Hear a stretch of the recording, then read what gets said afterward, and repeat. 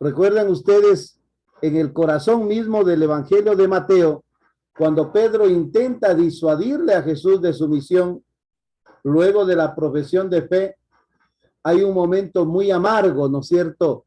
No me refiero al anuncio de la pasión, que es el primer anuncio de la pasión en Mateo 16, sino en las palabras mismas de Pedro que intentan conminarle, disuadirle, hacerle retroceder a Jesús de la misión, ¿no es cierto? Y Jesús responde inmediatamente, ponte detrás de mí, Satanás. Es decir, le hace volver al discípulo al lugar que le corresponde, al lugar de origen. El origen está en la primera llamada, en la llamada inicial, a ser discípulo, ¿cierto? Ponte detrás de mí, que se traduce sígueme, sígueme. El discípulo es el que sigue, el alumno que aprende, ¿sí? El alumno que se alimenta. Ya les dije a ustedes que la palabra alumno es un participio, significa alimentado, es el que se alimenta. No significa el que no tiene luz, el que es sin luz, cuidado. Esa no es la traducción correcta. Sí, alumno significa sin luz. Y así verán que enseñan algunos entendidos. Sí, entendidos, pero entre comillas, porque si tiene esta traducción significa que no entiende bien. Alumno significa el que se alimenta. Y se alimenta del maestro que le enseña. De aquí, nosotros tenemos como un punto de partida, ¿sí? Un punto de partida, sin interesarnos ahorita ya el contexto, el origen, inclusive el inicio mismo, la genealogía de Mateo, que para Mateo Jesús es hijo de Abraham, ¿sí? En cambio, para Lucas, Jesús es hijo de Adán. Más allá de Abraham está Adán. Adán, que es el precursor, el origen de toda la humanidad. Adán es el hombre que creó, que lo hizo Dios mismo. Abraham ya es un ser humano que viene después, indicando más universalidad todavía. Para Mateo es importante el programa inicial. El programa inicial. Ya les dije, lejos de toda esta cuestión de la infancia de Jesús, de todo esto, viene el programa. ¿Sí? Mateo, ¿con qué inicia su vida pública? Jesús inicia su vida pública con el primer discurso, el primer sermón, que son las bienaventuranzas. La semana pasada Mirta hizo una preciosa reflexión sobre las 8 bienaventuranzas que tienen que ver con la entrada por la puerta angosta. Claro, Lucas, estamos leyendo a Lucas, ¿sí? El próximo año litúrgico, espero centrar nuestra mirada en el Evangelio de San Lucas, que son 4 bienaventuranzas. Y otras bienaventuranzas sueltas, ¿sí? Dichosa tú que has creído a María. Desde ahora todas las generaciones me dirán dichosa, ¿sí? Dichoso aquel hombre a quien su Señor lo encuentre velando al llegar, ¿sí? Y siempre se repite este dichoso, ¿sí? Hemos escuchado recién esta expresión, dichoso serás, ¿no es cierto? Porque se te recompensará en la resurrección de los justos. Ahí están las bienaventuranzas sueltas en Lucas. Son 4, pero a la final el 4 significa universalidad y está regado por todo el Evangelio. Aquí se concentran estas 8 bienaventuranzas, ¿no es cierto? En un discurso programático de Jesús, que viene a ser como el inicio y el cómo, y nos indica el cómo iniciar una verdadera misión. Por eso ya los capítulos 5, 6, 7, hasta el capítulo, prácticamente hasta el capítulo 8, son explicaciones, ¿sí? Son explicaciones de las bienaventuranzas, podríamos decir explicitaciones. ¿Cómo vivir las bienaventuranzas? Luego, en el capítulo 8 viene una sección narrativa que son milagros, ¿sí? Que también responden al cómo. Por eso hay que leer los evangelios, responden al cómo. Curar a un leproso. ¿Quién es un leproso? Un enfermo, un rechazado, un excluido, a quien hay que acogerlo. Si ustedes se adelantan ya a Mateo 25, en el versículo 31, Jesús dice que seremos juzgados por el amor. No por la cantidad que hemos rezado, sino por la cantidad que hemos amado. Sí, estamos. No por la cantidad que hemos rezado, sino por la cantidad que hemos amado. Por el bien que hemos hecho a los demás. Sea que descubramos el rostro de Jesús, para los que conocemos a Jesús, sea que descubramos el rostro de Jesús en esos pobres, o sea que de pronto no lo descubramos, porque no lo sabemos, porque no lo conocemos a Jesús, porque también dirán, ¿cuándo te vimos hambriento? ¿Cuándo te vimos sediento? ¿No es cierto? Bien, todo esto responde al cómo hacer realidad, cómo hacer posible este programa de Jesús. Ahí viene al criado del centurión y muchas otras, inclusive la curación de la suegra de Pedro. ¿En qué desemboca esta curación de la suegra de Pedro? Desemboca en la diaconía, en el servicio. Qué importante la diaconía. Poner con mayúscula esta expresión, esta palabra, diaconía, que en latín se dice ministerio. Y ya vemos que ministerio es lo contrario, viene de ministro, ¿no es cierto? Maestro, el que está encima, el superior, el mayor, el más grande. Ministro, el que es menos, ¿no es cierto? Ministro es del que está, el que es menos. Jesús es maestro y también es ministro. Maestro porque explica las escrituras, enseña, disciplina, ¿no es cierto? Pero también ministro porque sirve. En Mateo está la expresión, capítulo 15, yo estoy con ustedes como el que sirve. En el lavatorio de los pies se despojó del manto y se ató una toalla. El manto es el signo de la categoría del maestro.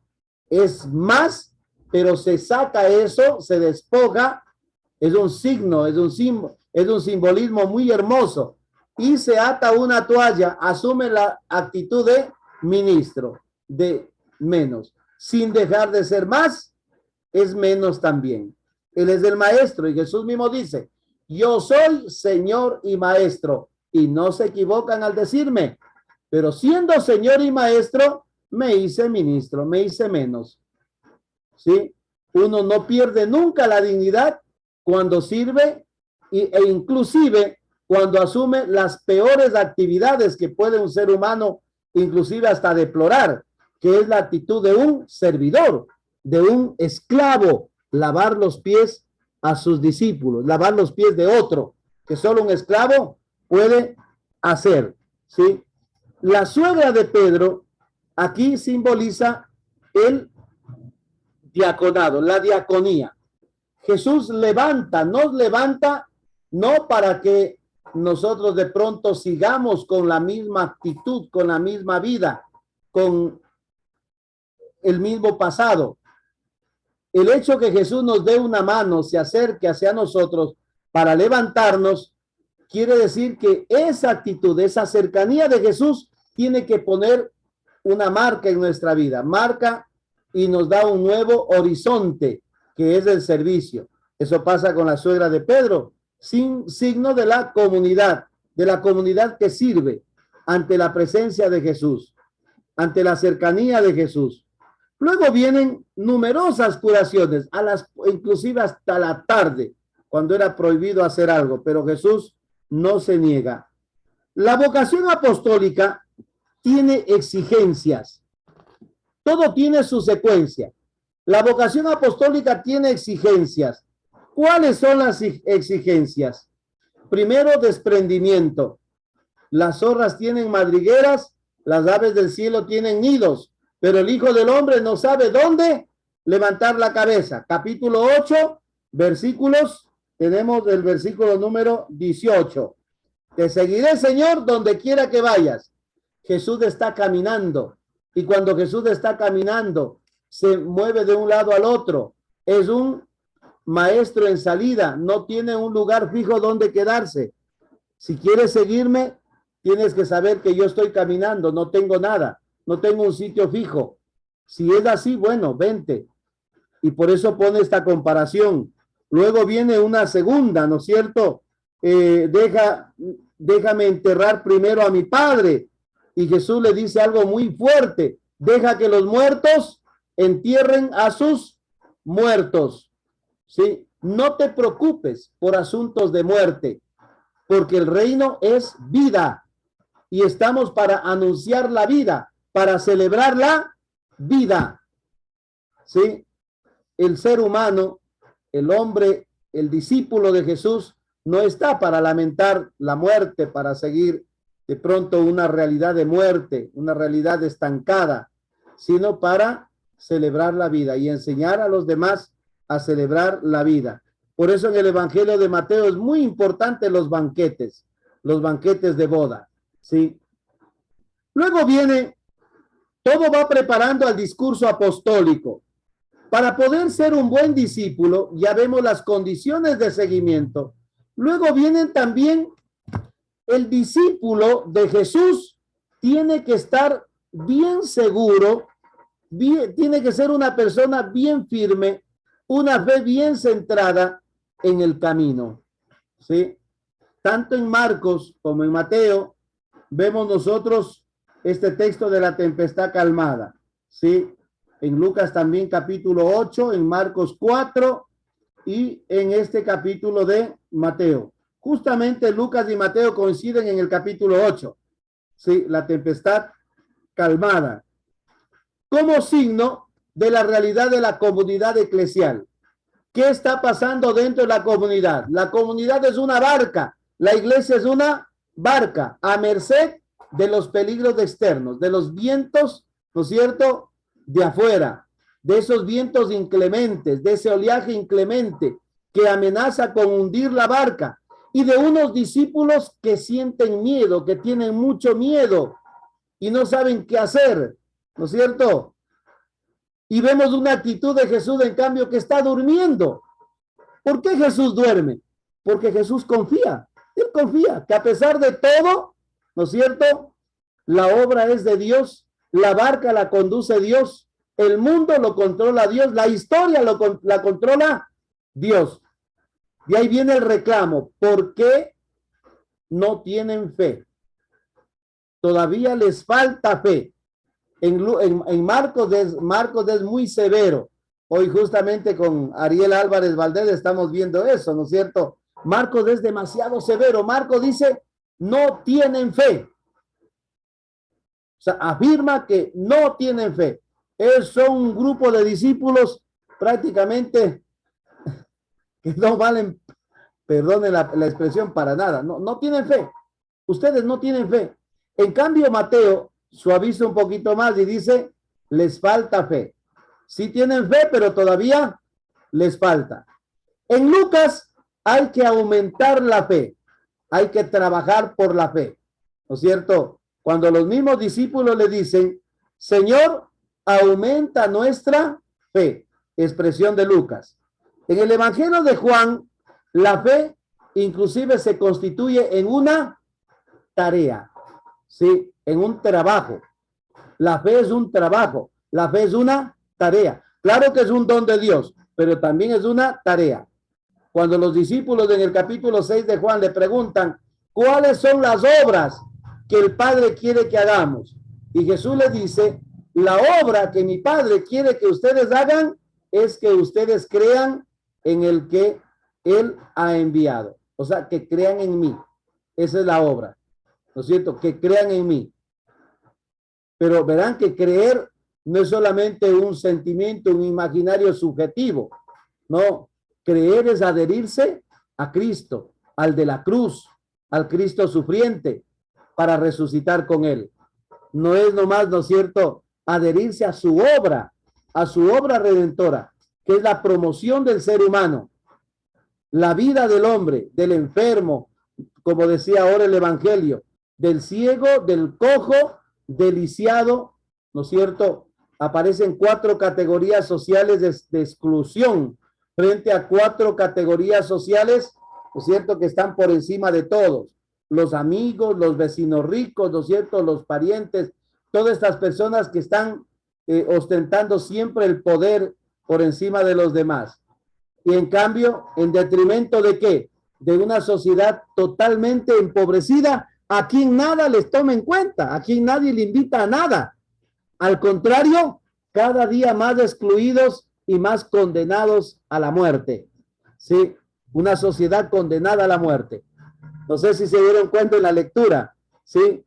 Lo que pasa con estas 4 categorías sociales que prácticamente están al margen de todo, rechazados de manera total.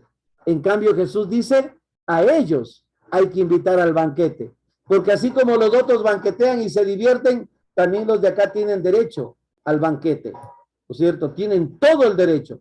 Peor todavía si ellos nunca han sentido la alegría, han tenido la oportunidad de participar en el banquete. Con mucha más razón.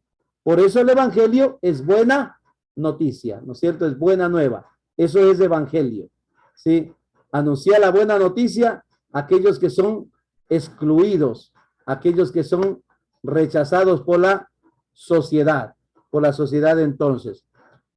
Y luego, inclusive, hay una realidad, una de las más tristes. Hay 2 tipos de realidades tristes, a más de la oposición del mundo a la iglesia, a una barca que está siempre amenazada. Lo que está pasando en Nicaragua, lo que pasa en el Ecuador, lo que pasa en el mundo. La iglesia sigue amenazada. Siempre será el Papa objeto de crítica. Siempre serán los obispos objeto de crítica. Siempre seremos los sacerdotes igual. Los catequistas. Usted como laico comprometido también será criticado. Le va a tocar su parte también. Lo van a hacer quedar mal. Le van a hablar mal de usted. Sí, siempre. Siempre habrá oposición. Es una barca que donde los integrantes de esa barca, aunque están con Jesús, pero están sufriendo, están temerosos, tienen inseguridad, sienten inseguridad. Pedro hubo un momento que intentó escaparse de la barca, ¿se acuerdan? Pero ¿qué le pasó? No miró a Jesús y por no ver a Jesús escapó de morirse, se hundió, ¿no es cierto? Se hundió, Señor, sálvame. Y Jesús lo cogió de la mano y lo levantó. Bien, 2 realidades decía. La una realidad, el endemoniado. Habla de la región de los endemoniados. Y Mateo nos habla de 2 endemoniados. Al contrario de Lucas, que habla de un solo endemoniado. Mateo habla de 2. Son 2 endemoniados. Es una realidad social, para indicarnos que es una realidad social. Nadie lo podía sujetar a ese demonio. Lo ataban con cadenas y siempre se zafaba, para indicarnos que el mal en el mundo, en la sociedad, es demasiado fuerte, ¿sí? La opresión al hombre, al ser humano, es demasiado fuerte. El demonio constituye la falsa ideología del sistema contra la que hay que luchar. Vean, yo les voy a hacer una pregunta. ¿Cómo convencer, por ejemplo, a los políticos arriba que se acabe con la explotación, con la opresión, con la corrupción? ¿Cómo convencer que la política es el arte de hacer el bien, de buscar el bien común?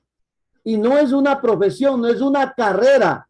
Claro que en la universidad hay una carrera de ciencias políticas, donde hemos hecho a nuestra medida, ¿no es cierto?, según nuestros cálculos, toda una disciplina, ¿no es cierto?, de protocolos para crear distancias entre nosotros y no para crear igualdad, para generar solidaridad, justicia, trabajo, empleo, ¿no es cierto?, verdad.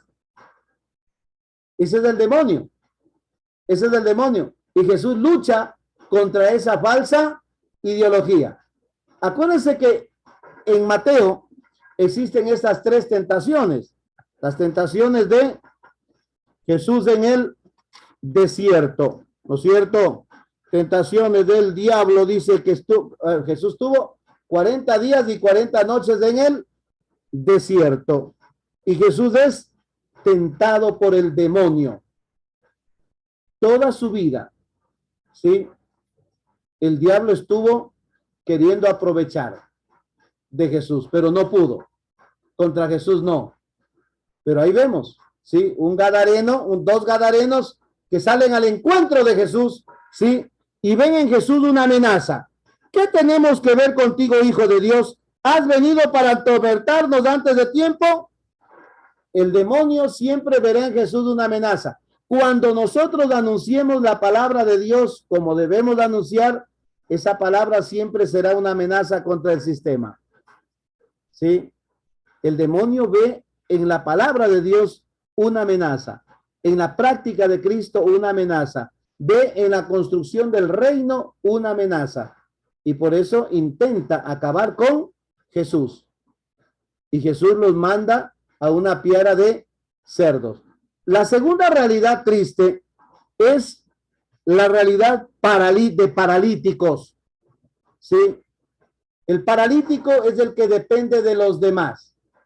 Una sociedad que se ha generado donde unos son los que guían y otros son los guiados.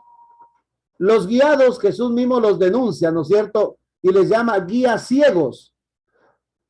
¿Cómo puede un ciego guiar a otro ciego? ¿Por qué los guían? Para hacerlos dependientes de ustedes, para explotarlo más, para hacer lo que ustedes quieren. Se ofrecen como guías, como voluntarios, y les parece bonito, porque no les enseñan a pensar, no les enseñan a valerse por sí mismos, sino a que dependan de ustedes. Hay gobiernos que mantienen sociedades de paralíticos, ¿no es cierto? Donde todo, hoy también en nuestro Ecuador, el sistema educativo, la misma sociedad donde todo nos dan pensado, las redes sociales, tantas cosas nos dan pensadas, hechas ya, y nosotros solo copiamos y pegamos, ¿sí? Copiamos y pegamos. Luego de la realidad del paralítico, ¿no es cierto? Que esta es una realidad bien triste. Lo peor es cuando nosotros queremos guiar no con el fin de que esa persona se libere. Jesús vino a liberarnos de tanta opresión ideológica, política, militar, religiosa, porque hasta la religión puede convertirse en opresión, ¿no es cierto? En opresión, cuando solamente se convierte en exigencias, solo en exigencias, y no en evangelización, y no en anuncio de la buena nueva. Solo exigimos que esto, que tiene que presentar estas cosas, que tiene que traerme esto, que tiene que sacar este papel, que tiene que traer tal cosa, y siempre nos volvemos exigentes y no convertimos nuestras palabras, nuestro anuncio en buena noticia, que es lo que Jesús nos pide, ¿no es cierto? Eso crea gente paralítica, gente esclava, dependiente, ¿no es cierto? Luego viene entonces la elección de un discípulo llamado Leví. Es importante rescatar a alguien que depende de la ideología romana. Es judío, pero está esclavo por conveniencia, lógicamente, ¿no es cierto? Por conveniencia. El pagano, el publicano, perdón, es un judío que trabaja para Roma y no es querido por los otros judíos porque son traidores a la patria. Siendo judíos, trabajan para el imperio que está dominando, que está aplastando al pueblo judío y se vuelven como cómplices de las arbitrariedades del sistema romano. Sin embargo, Jesús llama a Mateo y lo llama a dejar su pasado y a seguirle a él. Y la última cosa, otro problema, un tercer problema es la enfermedad. Ya vamos a ver que Jesús arremete contra estas tres realidades, ¿no es cierto? Capítulo 10, discurso apostólico, ¿sí? Le da Jesús poder para tres cosas. Primero, para expulsar demonios. Eso es urgente. ¿Cómo lograr que una persona cambie su modo de pensar y sea verdaderamente libre? A ver, a mí me gusta el trago, respéteme, yo creo que... A ver, ¿cómo hacer que no tomes? Y que te des cuenta que eso más bien te hace esclavo. Ah, no, es que yo soy violento y a mí nadie me cambia. A ver, ¿cómo convencerte de que ese demonio te está más bien esclavizando? Ha tomado posesión de tu vida. ¿Cómo luchar contra esa falsa ideología que te hace pensar que está bien lo que estás haciendo? Yo creo que no debo confesarme, porque el sacerdote, el cura, es un hombre igual que los demás, es más pecador que yo. ¿Cómo hacer que dejes de pensar así, no es cierto? ¿Cómo sacar toda esta falsa ideología? ¿Sí? Inclusive contra las personas que de pronto quieren tomar decisiones extremas, quieren quitarse la vida, así, bueno, diversas cosas. Y Jesús elige, vea, lo primerito pone como tema del envío, expulsar demonios. Esto es urgente. La falsa ideología, el mal se está apoderando del ser humano, está tomando forma y hay que luchar contra ese mal.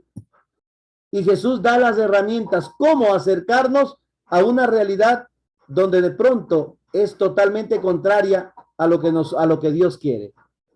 Y nos da la manera, nos da los pasos, nos da el método. Sería bonito una de las charlas ver cuál es el método del evangelizador. ¿Qué método utilizó Jesús para acercarse a la gente? La metodología del maestro, ¿no es cierto? La pedagogía del maestro. Cómo Jesús logra entrar en el corazón de los demás. A pesar de esa hermosa pedagogía de Jesús, verán que Jesús no logró entrar en el corazón de todos y muchos lo rechazaron, que lo mataron inclusive, ¿no es cierto? El imperio romano se confabula con la institución judía y le dan muerte a Jesús. Después viene el segundo objeto del anuncio. Dice, para curar toda enfermedad. Dios no quiere una sociedad de enfermos. ¿Por qué? Porque las enfermedades son fruto de los sufrimientos, de las situaciones, y para eso hay que curar también toda dolencia. Algo nos está pasando, algo está sucediendo en el mundo. Ahora dolencias existen bastantísimas, ¿sí? Deudas, en ese tiempo hay familias endeudadas, amenazadas con ser llevadas a la esclavitud, ¿sí? Dolencias, familias oprimidas, esclavitud, huérfanos, viudas, enfermos, leprosos, tanta gente que sufre, ¿sí? Tanta dolencia, ¿sí? Una enfermedad también tiene un contexto de dolor, ¿sí? De dolor, un contorno de dolor que hay que sanarlo. Cuando un médico hoy conversa con un paciente, ¿qué es lo que hace? Establece un diálogo para poder saber el contexto de su enfermedad, ¿no es cierto? Para ver por dónde actuar. Por eso dialoga con el enfermo. A ver, mira, y le pregunta antecedentes y todo eso para saber por dónde tiene que ir también el tratamiento del médico. Entonces, de ahí viene este tema de esto es la sinodalidad, ¿no es cierto? Jesús camina con sus discípulos y los envía de dos en dos, formar. La sinodalidad también tiene como característica la formación de sus discípulos y luego también el envío, no solos, sino de dos en dos, a realizar una misión que tiene que ver con la realidad que está viviendo en ese momento el pueblo de Israel. El pueblo de Israel. Ese es el tema de la... Después del envío viene otra sección narrativa, ¿sí? Otra sección narrativa. Qué importante es, vamos al capítulo 11 de Mateo, otra sección narrativa, donde el anuncio del evangelio es llevado a la gente sencilla, más bien no a la gente sencilla, a los israelitas. Pero ¿quiénes son los que asumen el evangelio? Los que acogen la buena nueva. ¿Quiénes son los que acogen? La gente sencilla, los pequeños. Ellos son los que acogen. Vienen milagros y luego las parábolas. Las parábolas tienen que ver con la instrucción. ¿Sí? ¿Qué es el reino de Dios? Y estas parábolas que nos hablan sobre el reino de Dios, ¿a dónde nos llevan? A formar una comunidad verdadera. Y Jesús, en el capítulo 15, ¿sí? Perdón, ¿sí? Jesús habla cómo formar una verdadera comunidad. Perdón, el capítulo 18. Cómo vivir la fraternidad. Para Jesús lo más importante es la fraternidad. Sinodalidad. ¿Cómo se forma la sinodalidad? Siendo hermanos. ¿Y cómo ser hermanos? Perdonándonos, ¿no es cierto? Sí, aquí aparece una de las condiciones del perdón. 2, segunda condición, buscar a la oveja perdida. Es cierto que todos tenemos faltas, fallamos, pero tenemos que buscarnos.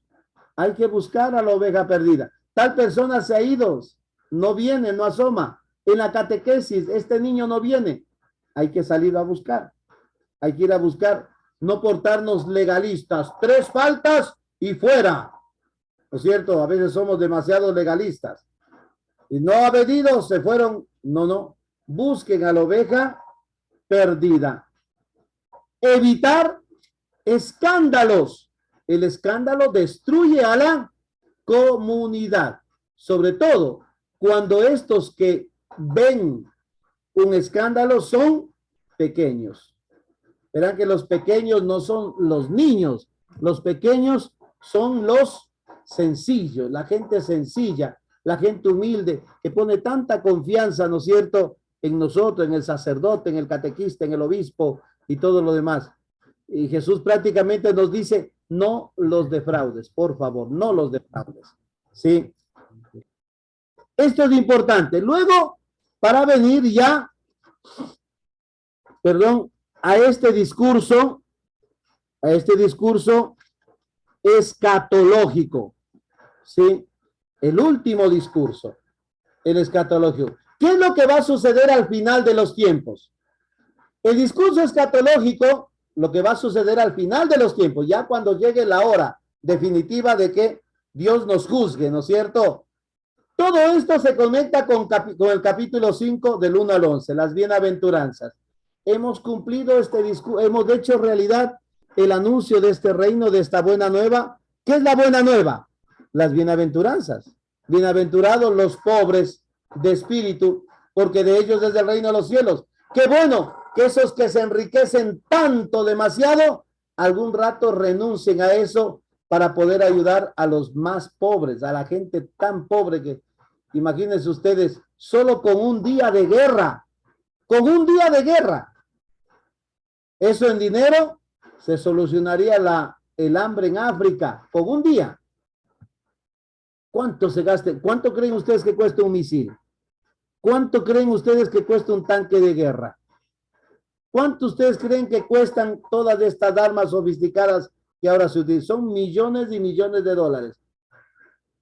Hacerse pobre. Para Mateo es bien importante hacerse pobre. Y hacerse pobre quiere decir renunciar a ser rico, renunciar a tener. ¿Para qué? Para que, aunque tenga, comparta. Y cuando yo comparto, hago que el otro también tenga su parte. Así como a mí tampoco me va a faltar nunca. ¿Sí? La persona que comparte siempre va a tener. Ese es el discurso escatológico. Cuando ya al final de los tiempos, ya Mateo 25, la parábola del juicio final, aparece en el versículo 31, ¿no? Tuve hambre y me diste de comer. Tuve sed y me diste de beber. En donde descubrimos la presencia real de Cristo, la presencia real de Dios. ¿En el santuario de la iglesia o en el prójimo? ¿En dónde está Jesús?